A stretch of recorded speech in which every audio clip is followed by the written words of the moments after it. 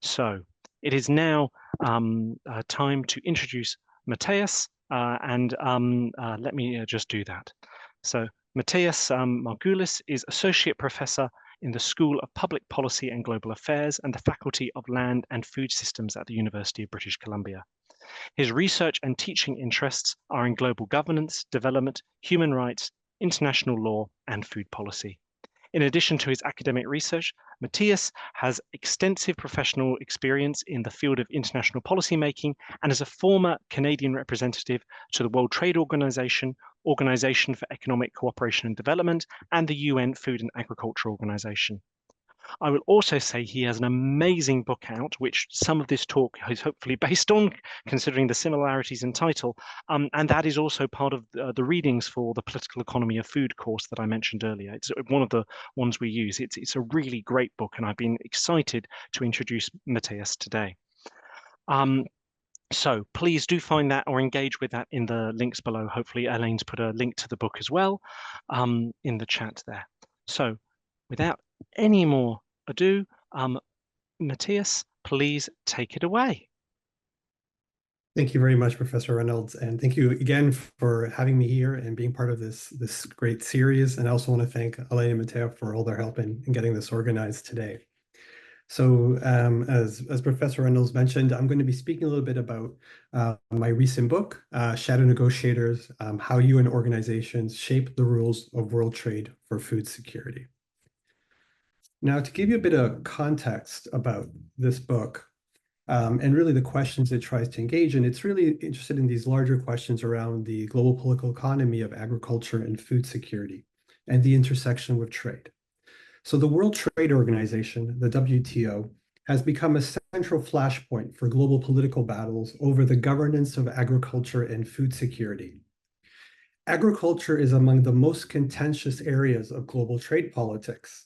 It's so contentious, in fact, that it was excluded from the international trade regime for nearly 50 years. Now, the controversy surrounding agriculture trade stems in part from the fact that food is not just a widget or a commodity like any other. Agriculture plays a critical role in food security and economic development and is essential for human survival.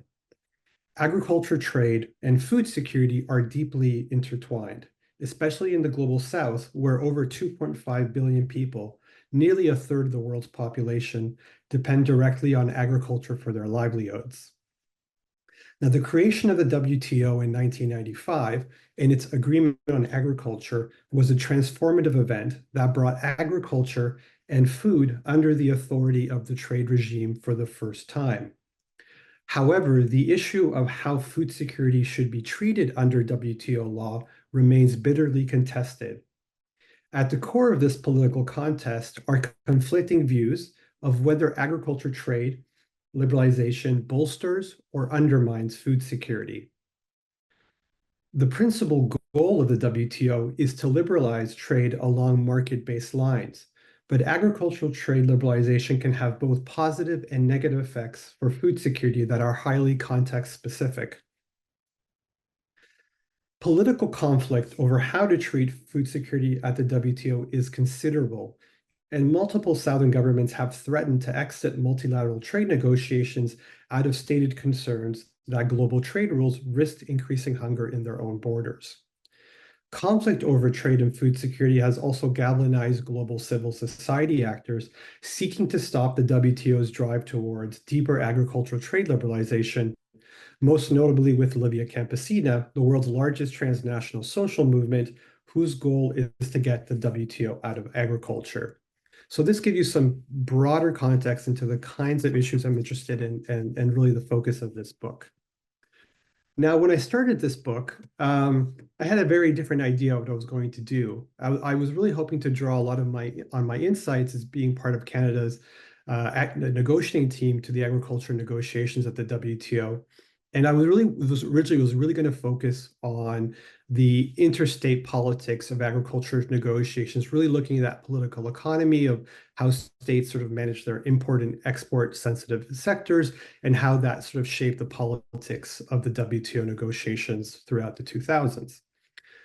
But as I was doing more and more research, I kept creeping up on all these instances or these moments where UN agencies seem to be trying to have an influence at the negotiations. And one moment in particular I thought was quite striking that really caught my attention. And this kind of went back to the WTO Hong Kong Ministerial in 2005, when on the eve of the ministerial, the World Food Program launched a one-page ad in the Financial Times and a global media campaign claiming the WTO was going to starve innocent children. And this incident created a huge media uproar. It created a huge controversy where trade ministers all of a sudden were facing questions of why they were trying to kill children. This got very political. And what this resulted was in a huge change in some of the rules that the WTO was working on related to food aid. And so this kind of event led me to write this book in particular, and really try to understand the politics of the WTO and global food security from a slightly different lens, where I was really looking at the agency of UN organizations in this process. Now, the argument of the book and what I show in the book is that multiple UN agencies have intervened at the WTO as well as its predecessor, the GATT, General Agreement on Tariffs and Trade, in an effort to steer global trade rules towards outcomes that protect global food security. And I argue in the book that UN agencies sought to intervene because they anticipated that specific proposed trade rules would worsen global food security or insecurity, an outcome that these organizations perceived as running counter to their own missions and their social purpose to fight hunger. Now, in doing this, these UN agencies were acting independently as self-directed actors. Their actions were not prompted by states. They were not acting on the orders of states, but these are decisions that these organizations took independently and intentionally by their senior leadership and senior bureaucrats. Now, why this is particularly interesting on multiple levels is ultimately, and as I try to show in the book, is that these targeted interventions by these UN agencies actually had a meaningful impact, and they were able to have discernible influence on the discourse, on the agenda, and on the outcomes of global trade rulemaking around agriculture and food security. Now, the fact that these UN agencies influence global trade rules is really quite surprising. First, UN agencies don't have a formal seat at the bargaining table in the trade regime. That is a privilege that is only available to sovereign nations, to states.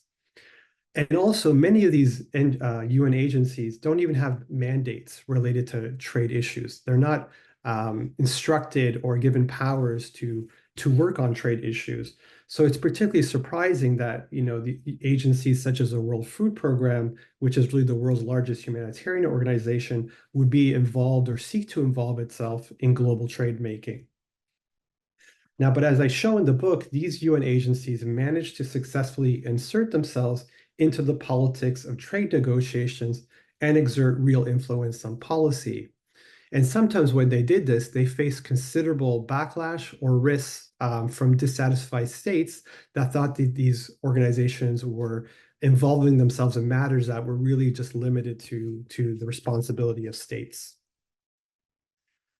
So in the book, in order to understand what these UN agencies were doing, I sort of conceptualized the different strategies that they developed in order to sort of influence the space where they don't have a formal seat at the bargaining table and they have no right to actually participate. And so in the book, I sort of outlined these four key strategies that I observed that these different UN agencies were using, some of which are similar to what we see in some cases with transnational social movements or transnational business lobbies.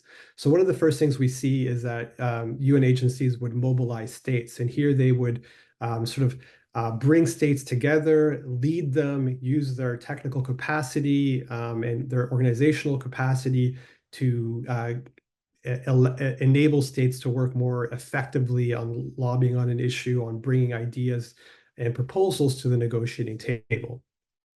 Another strategy that was used is this idea of public shaming. So many of you are probably familiar with the idea of naming and shaming that occurs in the human rights context.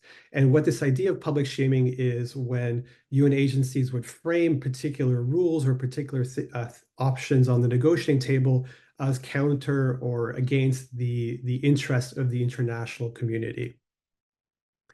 Another approach we see that the UN agencies have used is this idea of invoking alternative legal frameworks. So at the WTO, trade law and trade norms are really what govern how states interact and how they understand issues. And often what these UN agencies would do would bring in alternative legal frameworks and norms to frame issues in a different manner or to sort of prompt or spur states in trade negotiations to approach issues in a very different way. And lastly, one of the other strategies used by UN agencies was this concept, this idea of taking sides, where sometimes instead of acting as neutral third parties, as we usually expect UN agencies and other international organizations to act, they would deliberately take the sides of particular groups of states in order to sort of legitimize the position of certain states and try to shift the balance of power in the favor of those states. So broadly, the book looks at these strategies by looking at 4 different case studies, looking at 4 different UN agencies, working on 4 different food security related issues at 4 very different points of time. And what I'll do today is I'll give you a sense of, like giving you a little bit of a snapshot of a couple of these case studies. But I think what's really important is that we see is that UN agencies have actually been trying to intervene and influence at the WTO for a very long period of time and on a wide range of issues. So this isn't really UN agencies being focused on one particular issue or one particular point of time, but this seems to be a much more recurrent phenomenon. So I'm going to shift to my first case study, and I'm going to look at some of the actions of the Food and Agriculture Organization, so the FAO, which you might recognize by this logo. Now, the FAO was instrumental in mobilizing developing countries and designing trade rules intended to protect food security. And it has done this in several points of time at the WTO, but I'm going to focus actually at a very critical point in the WTO's history, and this is during the Uruguay round of GATT negotiations that led to the creation of the WTO.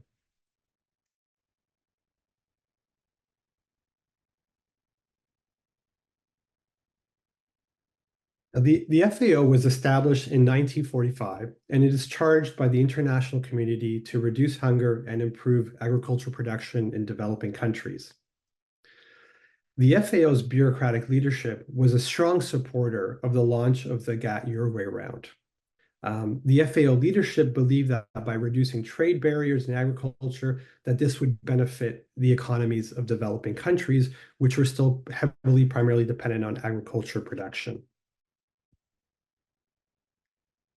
Now, for context, the Uruguay round started in the mid-1980s. And at that time, the United States and Europe were in the midst of an escalating farm subsidy war. They were spending enormous sums of money on agricultural subsidies, which were depressing world agriculture prices and distorting international markets. So by the mid-80s, the US and European countries had decided that they wanted to bring agriculture under international trade rules and strike an agreement that would commit them to reduce their agriculture subsidies and other trade barriers. Now, cutting agriculture subsidies, which was a priority for both the US and European countries, was intended to actually generate higher food prices and boost the incomes of their farmers. However, as the negotiations moved forward, these proposals started to raise big questions about who would be the expected winners and losers from any trade agreement. Many studies at the time, including studies by the World Bank, the OECD, had predicted that the subsidy cuts proposed by the US and European countries would in fact lead to an increase of world food prices by around 20%, and even higher for some of the major food staples commodities. Now, the vast majority of GATT members were net food importing countries, mostly developing countries, who depended on imports to meet their domestic food consumption. So these countries depended heavily on cheap, subsidized food from the US and Europe. And net food importing developing countries feared they would be the biggest losers from these subsidy cuts and would suffer from higher food prices. The FAO was concerned that many countries at the time already had very high rates of hunger, and that any increase in food prices would significantly exacerbate the problem.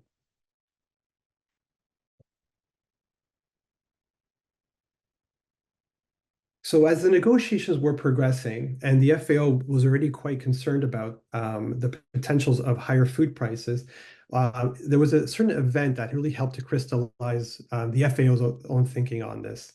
So in 1987, there was a sudden spike in world food prices, so not too dissimilar to what we've been seeing over the last several years. And this spike in world food prices led to a major increase in the food import bills of net food importing countries by around 3 billion at the time. And this actually led to a spike in hunger and malnutrition rates in many countries. So this event underscored to many how vulnerable net food importers were to major price increases. The FAO was also concerned that net food importing countries were really in a weak position to defend their food security interests at the GATT. So although these countries made up the majority of the GATT membership, these countries really lacked the technical capacity at the time, the economic leverage, and the political unity to work effectively as a bloc. So for these reasons, senior leadership of the FAO felt they had a responsibility to intervene to protect the interests of food insecure people in developing countries. So one of the things that the FAO did was they sent a team to Geneva, where the GATT is headquartered, whose purpose was really to work behind the scenes and organize net food importers into a bloc and advise them on their negotiating strategy. And this was really quite successful. We had the emergence of this net food importers group, which was one of the first developing country negotiating blocs at the GATT. And under the guidance and to some degree leadership of the FAO, net food importers shifted from a strategy where previously they would just mostly make political statements complaining about the risks of food prices to really starting to put forward concrete negotiating proposals in order to just really shape the agenda. And as part of this process, one of the things that the FAO was very instrumental in was taking this problem of expected higher food prices and reframing them as a balance of payments problem. So what this meant was that developing countries risked not having sufficient foreign exchange to finance their food import bills. And by framing the higher food price problem as a balance of payments issue, this had a lot more resonance with developed countries in particular, because in the context of the 1980s, when there was a major global debt crisis across many global South countries and also significant macroeconomic stability, this framing really resonated and helped developed countries to see the economic and social problem at hand. And this was really helpful in getting the issue of food security onto the GATT's negotiating agenda. So as the negotiations progressed, and this is quite a contentious negotiation, it almost collapsed several times around agriculture, particularly due to disagreements between the EU and the US over the scope and depth of agriculture subsidy reduction. At several points, it looked like the negotiation was going to collapse. And one of the fears that the FAO had was that the food security interests of developing countries would sort of fall by the wayside. So in order to ensure this, the FAO senior sort of leadership was very instrumental in drafting a particular food security proposal that was to assist net food importing countries. And this proposal in particular called for rich countries to commit to providing assistance to net food importers that experienced difficulties from higher food prices. Now, at the core of this was the idea of additional multilateral financing to ensure countries had adequate access to foreign exchange to purchase food. And this proposal and these elements actually became part of an official proposal that GATT members accepted when they concluded the Uruguay round. And it became known as the 1994 Marrakesh decision, which is one of the founding legal texts of the WTO. So really a key component of the FAO's food security proposal became part of global trade rules. So in sum, what we saw is that the FAO intervened in the GATT because of concerns that higher food prices would worsen food insecurity. And by mobilizing food import developing countries, the FAO was able to influence the discourse, agenda, and outcome of global trade rules. Now, in the second case, I looked at the Office of the High Commissioner for Human Rights, a very different UN agency, and how they intervened in the WTO by invoking an alternative legal framework, specifically international human rights law, in order to influence the negotiations. The Office of the Office of the High Commissioner for Human Rights, or OHCHR, is a relatively new international organization. It is responsible for promoting the protection of human rights, implementing international human rights treaties, and monitoring human rights abuses. Importantly, the right to food is enshrined in international law as a human right. Now, under the leadership of High Commissioner Mary Robinson, a former president of Ireland, the organization sought to intervene in global trade rulemaking. Shortly after the launch of the WTO Doha round of negotiations in 2001, Robinson commissioned and published a report looking at the human rights implications of global trade rules on agriculture. Now, in this report, Robinson acknowledged that the WTO had created a transparent and rules-based system, but she raised concerns that trade rules had failed to adequately protect the food security of poor and vulnerable groups. Now, noting that all WTO members had ratified multiple international human rights treaties, the High Commissioner argued that this meant that they also had a legal obligation to ensure that global trade rules did not undermine the human right to food. So throughout the negotiations, the OHCHR advocated for a right to food approach at the WTO that would build safeguards for food security into the trade regime's architecture. Now, in doing so, the High Commissioner invoked the international human rights principle of non-discrimination. Now, non-discrimination is a key norm in both human rights law and trade law, but they mean very different things. So in the trade context, the idea of non-discrimination means that states are supposed to treat the products produced in their own country and those produced in other countries the same, that they should provide similar treatment. Now, in the context of human rights law, non-discrimination, what it means that governments have a responsibility and an obligation to protect groups that are adversely affected by their policies. So the High Commissioner argued that even though trade liberalization may increase overall economic welfare, as economists might argue, states still had an obligation to protect the human rights of groups that were made worse off by such potential agricultural trade liberalization.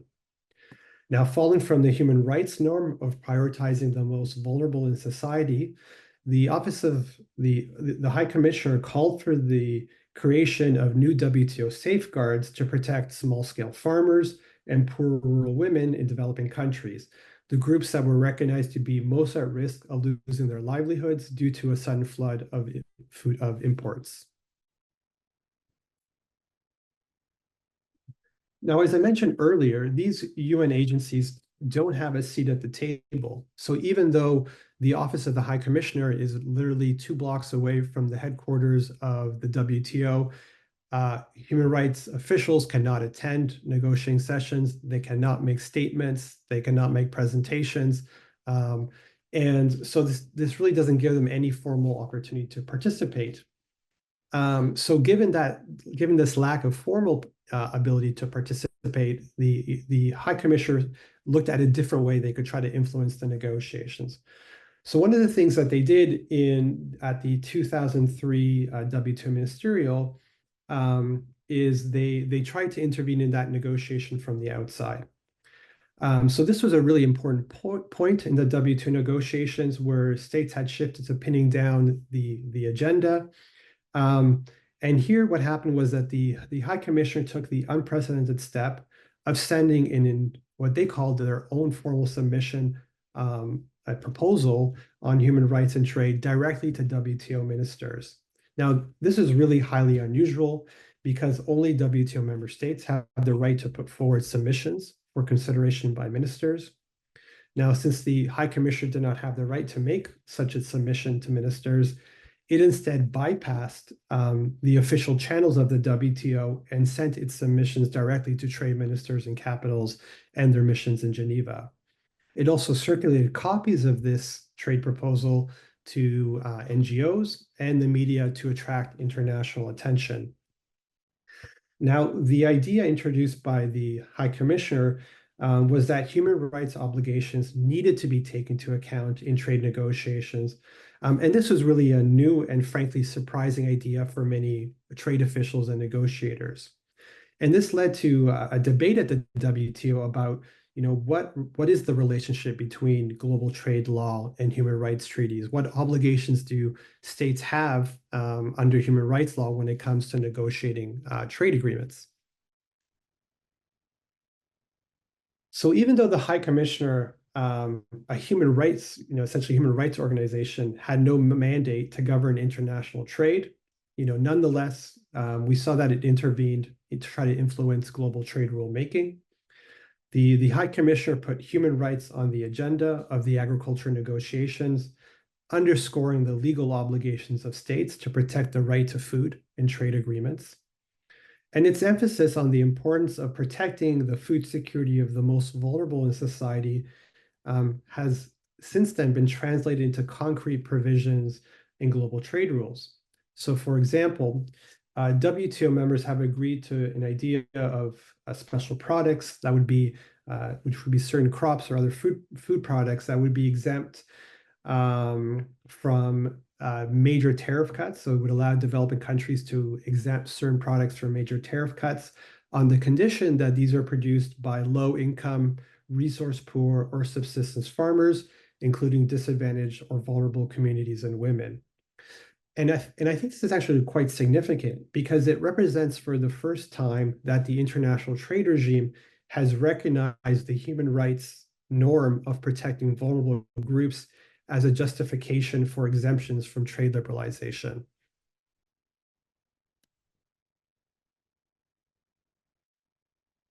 So I'm going to start shifting to wrapping up. So, as I don't have time to go deeper into the empirics, I just want to highlight some of the book's key findings. And so I said the first is that despite lacking a seat at the bargaining table, I show that UN agencies such as the FAO, the World Food Program, the High Commissioner for Human Rights, and others were still able to insert themselves directly into the politics of multilateral trade negotiations at the WTO.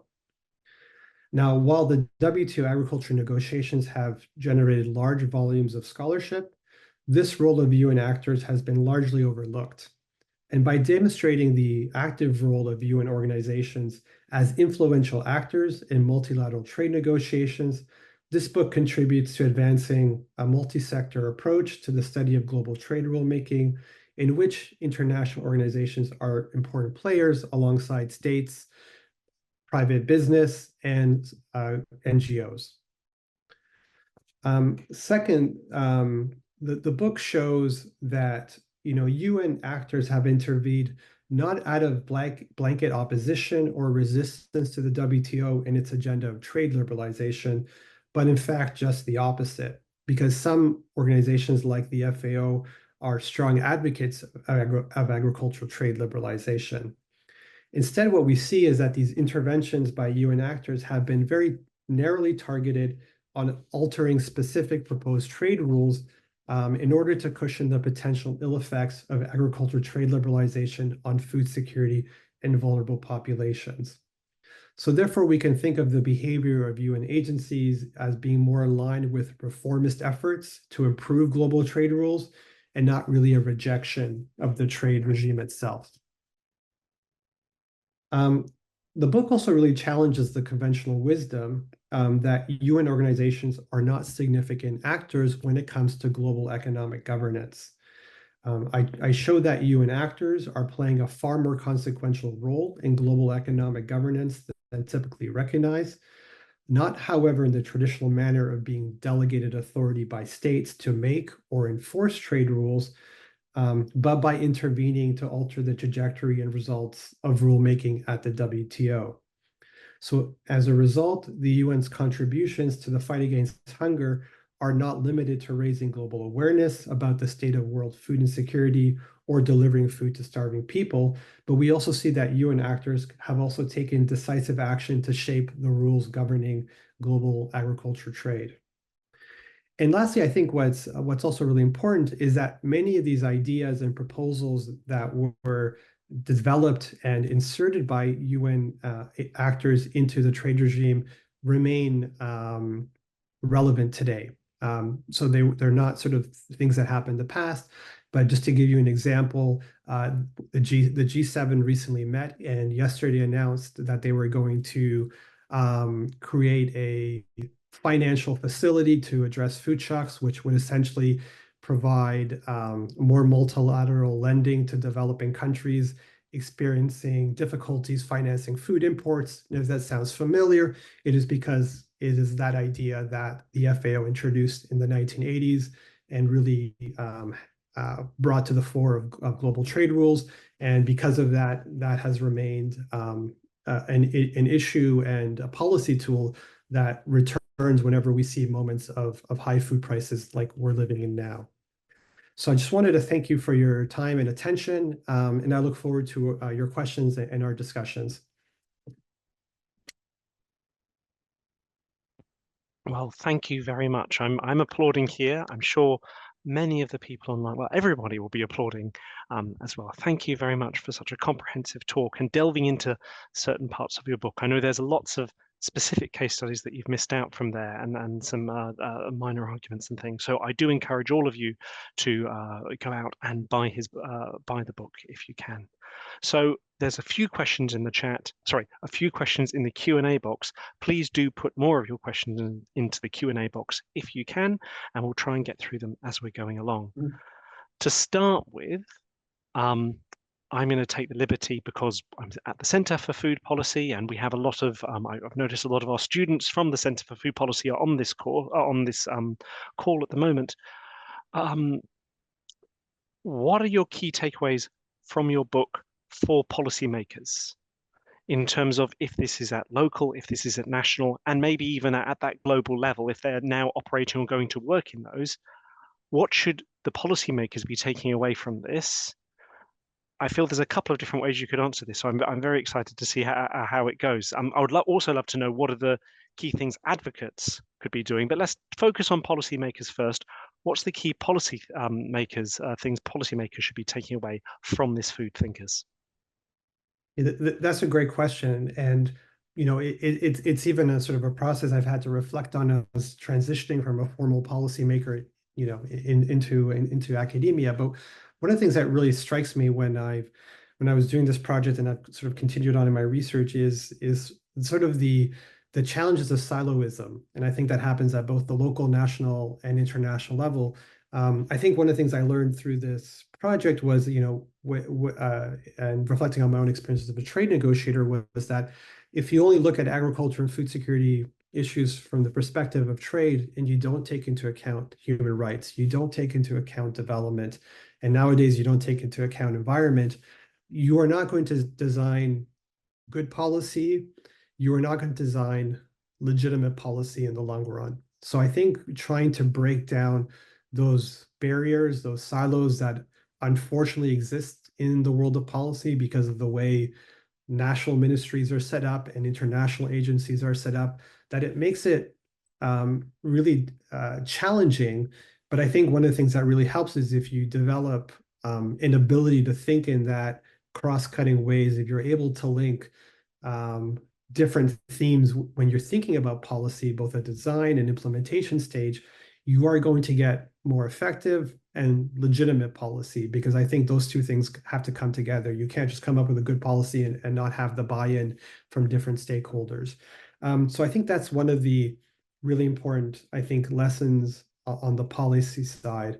I think the other lesson that I take away, and this is something I particularly speak to with policymakers more in sort of the trade world, is one of the lessons that comes out of the book is that, it takes a very long time to negotiate these agreements. And one of the challenges for the WTO in particular, even on all aspects of agriculture and food security issues, is because of the length of time that the negotiations take means that the system is not very adept at addressing contemporary problems. In fact, one of the things I argue is, when you go to the WTO, you're negotiating the past, you're living in the past, you're trying to deal with problems from a decade ago, or in the case of the WTO, problems from decades ago.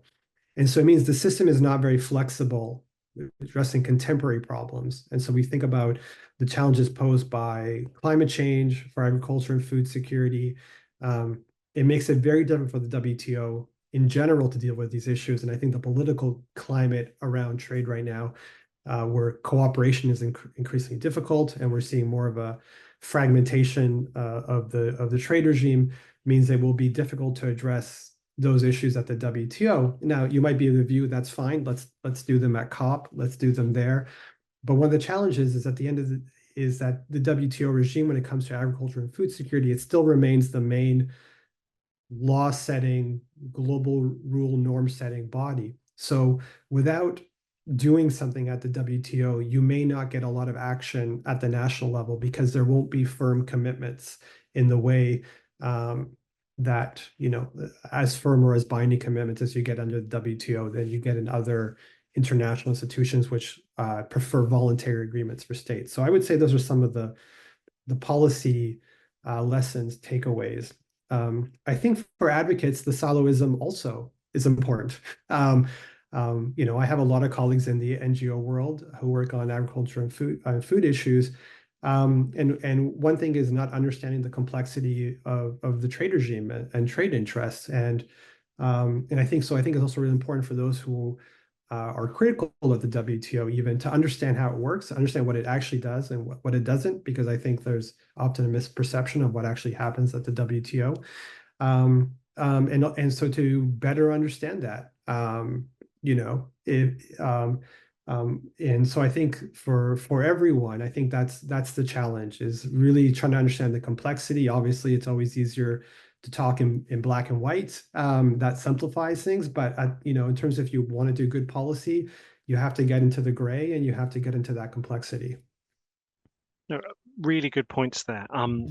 I've just been seeing the questions coming through now. Thank you, everybody. Please do continue to add them to the question and answer box. We'll try and get through as many as we can. And you started to touch on a couple of things that people have been asking. So even though I want to ask more myself, I'm going to try and get through as many of these as possible. So two spookily similar questions have come through. So Aline Oliveira has been asking about, and this goes on from your discussion around the speed of the WTO. She's asking about the current limited initiatives for multilateral negotiations. So how relevant is the WTO considering recent challenges like climate change, food safety concerns, etc.?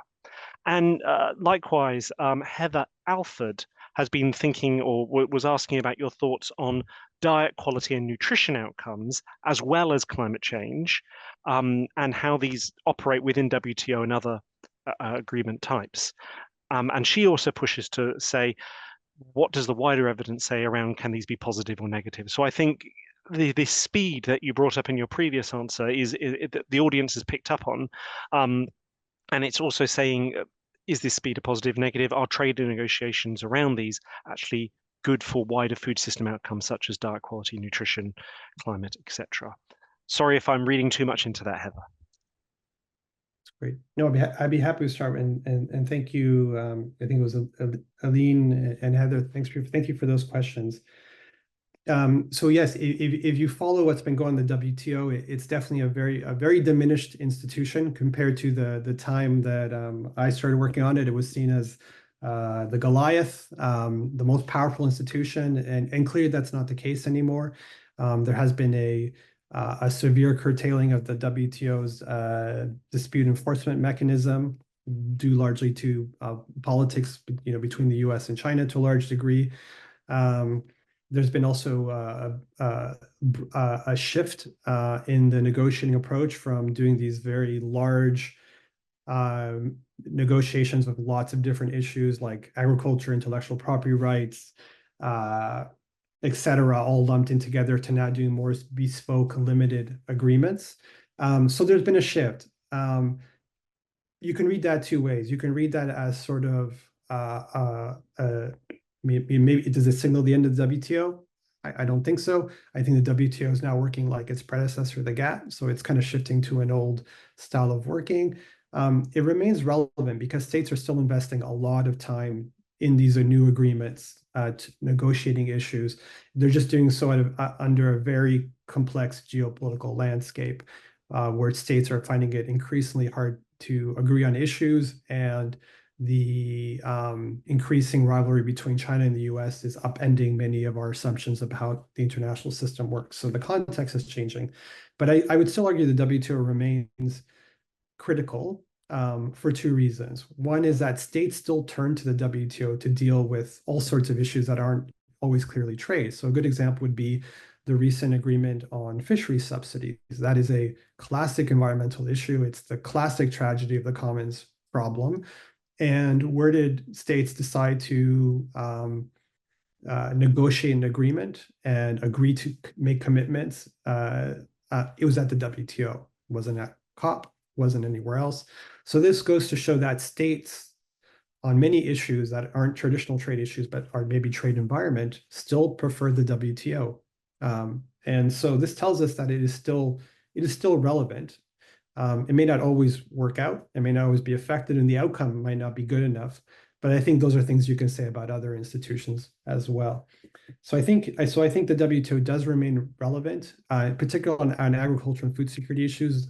Those negotiations keep on going. States do not want to negotiate these issues anywhere else. So even though states do not agree, they do not want to take the issue to the UN, to the FAO. They want to keep them at the WTO, and many developing countries want them at the WTO because if they shift to regional or bilateral trade negotiations, they have less leverage. So for the time being, I don't see many of these issues shifting out of the WTO. On issues related to diet quality and nutrition, see that is an area where the WTO has not touched too directly on, sort of only indirectly from the perspective of food safety standards and sanitary standards. And like I said, because the WTO moves on such a slow, it's a slug, which we have very beautiful ones here in BC, but it's a slug, and it's not really been able to engage with these debates around high quality diets, what is a good diet, whether trade rules might restrict what states can do in terms of their policy space to promote better diets. I think that's a really important discussions. One of the challenges of WTO is generally it does not treat products differently. There's a classic trade dispute case which is around tuna. And so whether dolphin net tuna should be treated the same as like a dolphin-friendly tuna versus non-dolphin-friendly tuna, and whether states can discriminate. So these are one of these challenges that the WTO has, because ultimately states have different interests, and those come to the fore. But I think that it's more broadly relevant about when states want to impose bans at the border or increase, food safety standards. Those can sometimes reappear at the WTO as trade disputes. So it is important for us to think about how trade rules might get in the way of certain policy preferences of states to move toward policies that promote better nutrition and better health. But I also know, I think you're also getting at this question of, does trade liberalization lead to worse nutritional outcomes? Because that is also a thing that has been discussed. And that's complicated, right? Because that also comes down to affordability, to consumer choice and preference. And I think that's again part of that complex, you got to think about the trade side, you have to think about the marketing side, you think about the affordability side, accessibility side. And so debt trade is definitely a piece of that, but it might not be the most determinant thing in that discussion. But it's a great point. So thank you for raising it. And just I mentioned climate slightly there, and you skirted around it. So it was just in terms of thinking, is the WTO the right forum for these sorts of climate change to even come up? But again, happy to leave that if you don't want to touch that one. No, I'm happy to speak. I mean, I was in Geneva last summer, speaking to a bunch of policymakers, trade policymakers. Everybody on the ground, Mm. 100% believes that WTO should be addressing dealing with the climate change implications for agriculture. What that's going to mean for future trade patterns. As countries are adjusting and mitigating, that's going to change trade patterns, and that could have positive effects for some countries and negative effects for others. And so everybody knows this is a problem. Unfortunately, the political climate as such is that you don't see the word climate change come up at the WTO. And it's not because the WTO is a climate denier, but in the context of agriculture, states are not ready yet to bring that. There isn't political consensus on how to deal with this problem. So I think um, it's there in the ether, but it's not yet appeared in the negotiations. And I think It's an uh, implementation problem rather than a ideological problem. yes, exactly. And I think largely more a political problem, as you still have many WTO members who don't believe in climate change. And it's important to remember it's an organization run by consensus. So if one person says, I don't believe in climate change and we shouldn't be addressing this issue, the issue does not get addressed. It's not a UN, everybody gets a vote. So that also makes decision making a bit difficult at the WTO. Mm. There's a couple of different questions that, again, pick up on your answer. So I'm going to have to choose one of these paths. Thank you again, audience, for these amazing questions. Please do continue to put them into the Q&A. There's some really hard ones to choose from here. So I'm going to go with Molly Anderson, who first thanks you for the interesting talk. And you were highlighting there that the WTO is one venue and there may be forum shifting. So she's asking, do you see the potential for the Committee on World Food Security to address trade?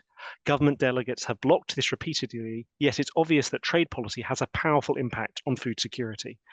Any thoughts in terms of that forum shifting or use of Committee on World Food Security to address trade issues? Hi, Molly. Long time no see. Wonderful to hear from you. It's a great question. I've always followed the CFS, the Committee on World Food Security, with immense curiosity and interest, both historically, but also in its current form. In the past, now it's been 15 years, so it seems like it's a while. And yes, I think the CFS has become this key institution for forward-looking debate, identifying issues, getting issues on the agenda, and correctly so, as you state, anytime the word trade comes up, the discussion gets shut down. I think there is potential, and I think there is potential for the CFS to have discussions on trade issues that aren't being had at the WTO to sort of, I think, as an agenda setting function, that would be good. And I think it would be a better venue for states to think about issues such as what is the relationship between trade, agriculture, and climate change?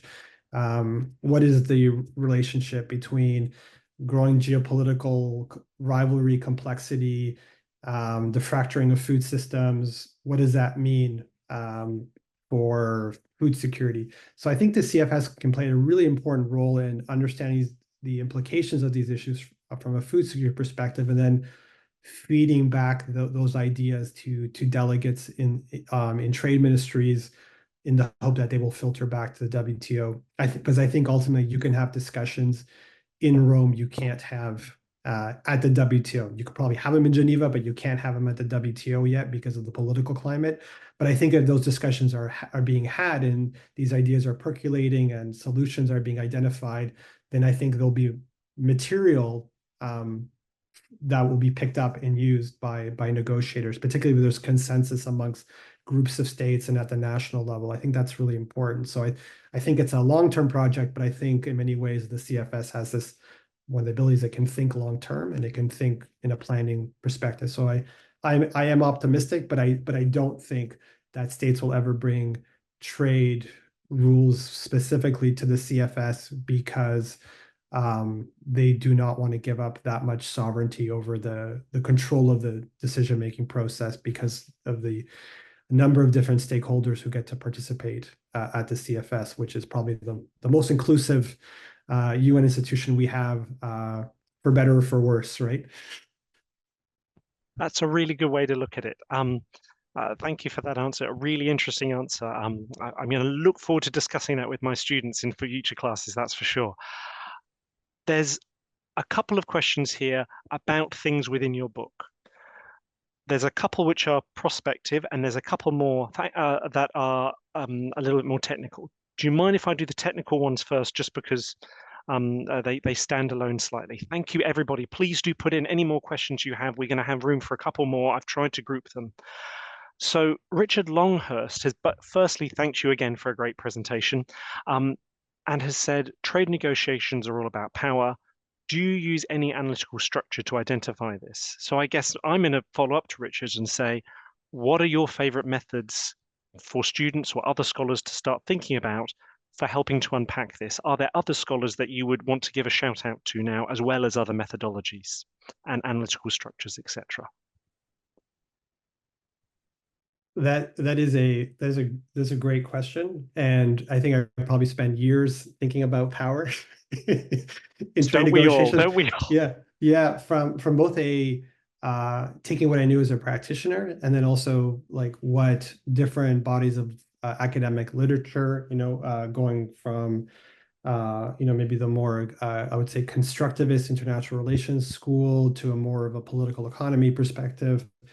Um, and I think one of the things, so I think I borrowed from all, and I think that's usually the best thing you can do is it's like jazz, you just borrow from everybody and you come up with something and it may not be coherent, but it helps you understand the context that you're looking at. Because one of the challenges I found in studying the WTO was if I took traditional approaches, it would just say the US is the most powerful, the EU is the most powerful, so everything they want should explain everything. And then well, that didn't seem very satisfactory because I was finding all these things that didn't make any sense from that perspective. So I was trying to understand how is it that these UN agencies are able to exert power, and so I borrowed some from constructivist perspective, understand the role of norms and ideas and socialization because we do see some of that. Some of it is also approaches that we would associate with transnational business or transnational civil society. Some of it was, we can think of as a form of lobbying and pressure, putting a lot of pressure on states, sometimes mobilizing domestically to put pressure on states in order for them to change their position internationally. So we see those kinds of dynamics as well. And then some of it comes down to the context of multilateral negotiations where states are under pressure, they want to find agreements, and that sometimes creates opportunities for actors who are not necessarily powerful, but have the right idea at the right time, and it works. And so so what I learned out of this was, not one approach was sufficient. I had to pay a lot more attention to context, to serendipity. That's the right word. And I think that's a bit sort of opportunities and having the right agent in place. Because I in the book I only focus on the success cases and success stories, and clearly it's not going to be the case that every time a UN agency tries to influence something at the WTO, it's going to be effective or it's going to lead to an outcome that they would prefer.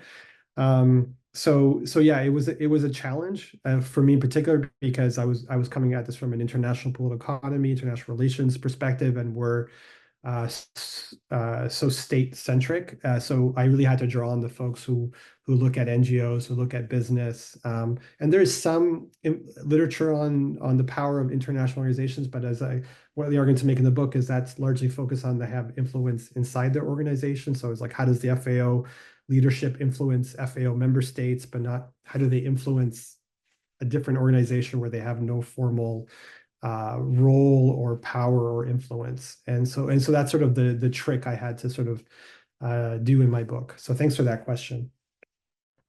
No, you're totally right. And I think a problem I have in teaching power in political economy and food is how do you analyze a non-event when power fails or a lobbying event fails? How do you actually grasp that? And you've highlighted that you can only show when it's successful Yeah, in this. it's a great point. No, I think your point is right on because even the powerful also fail, right? I mean, the US doesn't even get what it wants all the time. So, how do you explain that? If we have these limited perspectives that tell us, well, the most powerful always wins, right? Well, it's definitely much more complex, right? And a lot of this, as you highlight in your book, the title itself, Shadow Negotiators, this is happening behind closed doors. There's only aspects you can see. And so there is that complexity. I'll stop monopolizing the conversation and stick to the questions at hand. So um, let's go for a few technical ones on the book, if that's okay, and then we'll finish up with the prospective. So a person an anonymous attendee has asked the question of just wanting clarification in your first case study. They think you argued that the affordability of food was not taken into consideration in the GATT negotiations, but only balance of payments. Is that what you were trying to highlight? Just to clarify the argument. So affordability of individual diets wasn't, but instead it was balance of payments. And do you think that has shifted now in a more modern trade regime, shall we say, that we are in now? Yeah. So to clarify, in that case with the FAO, when this information about that reducing subsidies would increase world food prices, um, most countries of the North thought this was good, right? This was like, it's going to save us money. We're going to spend less on subsidies, and our farmers are going to have higher incomes. So this is a win-win, right? And they weren't really thinking about what are the effects on the purchasers, because everybody was dealing with their own domestic farm crisis. So the issue of higher world food prices that didn't catch on as a concern at the negotiations because some countries thought this was good. You had enough food important developing countries arguing this is really going to hurt us. This is going to lead to food insecurity. And that did not, let's say, catch the attention of developed countries that we should really do something about that. They were like, well, we'll deal with that, maybe with food aid outside. We'll do that. We'll deal with that problem when it comes. We're not going to deal with it now because it's a hypothetical. So it didn't get a lot of traction. But when the problem was presented as balance of payments problem, as a debt problem, as a macroeconomic stability problem, that made people's ears prick up, particularly developed country negotiators, because they did not want to create rules which were going to undermine their efforts to bring macroeconomic stability to the world. This is, the 1980s this is era of structural adjustment, major global economic dislocation. They did not want to create a situation that made the global economy weaker.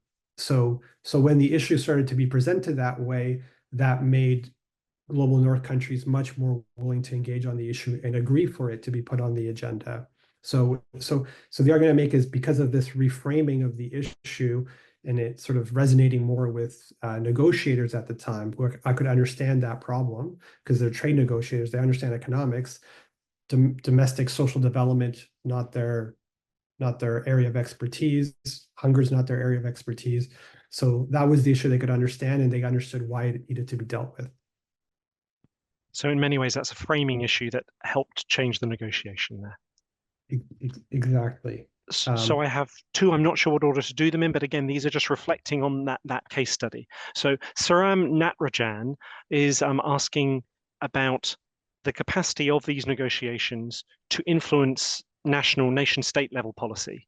And so the sovereign policy making that directly addresses national food security is compromised by signing up to the 1980s liberal trade agreements or even modern trade agreements, and also thinking about the debates on land grabs by international corporations. There's an entire global trade regime there. Is all of this shadow negotiation actually leading to much tighter and compromised national or subnational policy capacity? It's a great question, sir. It's a complex one, so I'll try to give you a satisfactory answer as quick as I can. So, at a very broad level, the WTO rules set constraints of what countries can and cannot do, right? So it tries to restrict the options of states, and it doesn't do that because it wants to restrict what states can do to improve food security. What it's trying to do is to ensure that states don't implement policies that have adverse effects on other countries, right? Because we have a history of this. We have countries pursuing national policies sometimes in the legitimate interest of food security, but also to address other problems that maybe have adverse consequences. So we can just go back to all the US and European subsidies, right? Which were part of this sort of interwar period, post-war period economic recovery policies, which were, particularly take Europe, post-war Europe, where there was insufficient food production, there was fear of mass famines. So they built up this huge subsidy program to incentivize food production. It was very successful, but it got locked in and led to overproduction, led to problems for other developing countries which were competing with the EU, floods of food imports into those countries. Food policy can have adverse effects in addition to positive effects. So the WTO, to some extent, tries to limit the adverse effects, or allows countries to raise concerns about adverse effects. So it does constrain what states can do. Now, the other problem is, as I mentioned, these rules were designed for a world of the 80s and 90s. And the world we live in today is the opposite of the world of the 80s and 90s. The world of the 80s and 90s was overproduction and extremely low prices. We now live in a world of very high food prices and concerns about production going forward. So it is clear that the WTO rules do not reflect the current world we live in and will need to be updated. How you resolve that is going to require cooperation and political consensus. I don't think we're there yet because countries have very different interests at the time. But so we do have the problem of being stuck with rules that try to address problems of 3 decades back and may not be as relevant for the challenges we face. So I hope that gives you a satisfactory answer to that question. No, thank you very much for that. To follow up on another similar question, do you feel the FAO position on subsidies is similar still to the 1980s, or has that actually evolved as well with time? I think the FAO is now trying to change the conversation around subsidies. And I think particularly the work the last few years of the FAO has said, okay, governments are spending all this money in agriculture. A lot of it is not supporting sustainable agriculture. It's not improving resilience mitigation. So instead of taking the old model, which was all subsidies are bad, let's get rid of subsidies. Can we use subsidies in a more productive way to help us with transition? So I think the FAO has really been the conversation they've started over the last couple of years of how we can rethink agriculture subsidies for climate change, for transition, I think is really important because on the one hand, the WTO is going to limit how much countries can spend.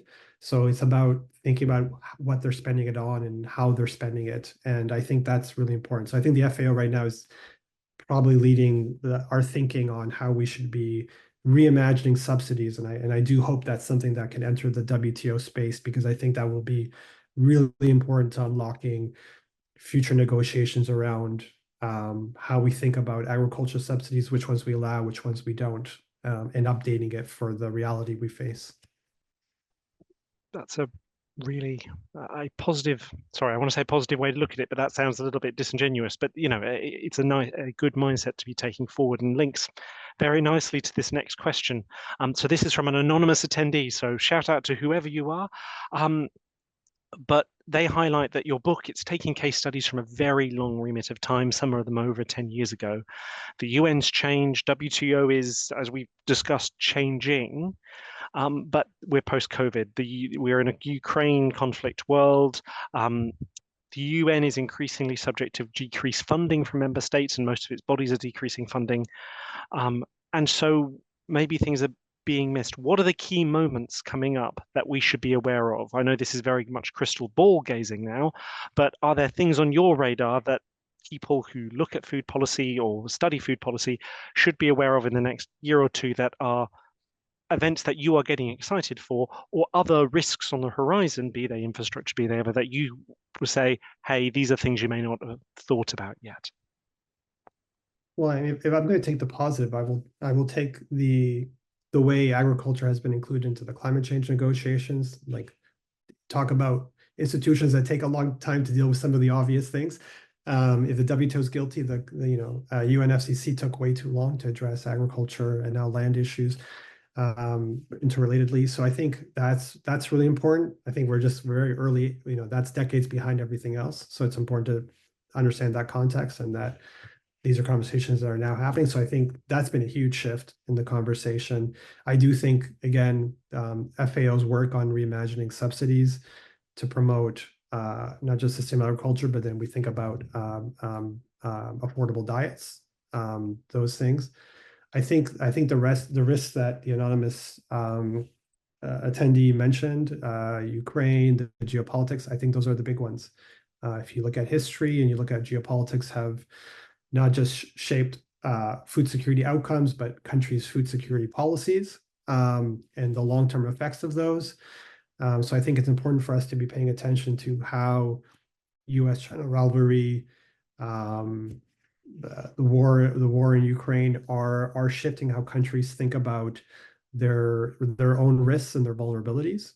So just as we saw Europe, focus on energy dependence, we're seeing lots of countries refocusing on food self-sufficiency, but not for the traditional reasons, but because now they actually see the geopolitical risks as much higher. And COVID is also, as people probably we're aware of, we saw countries pursue a lot of unilateral policies that they wouldn't have in the past that had very adverse effects on other countries.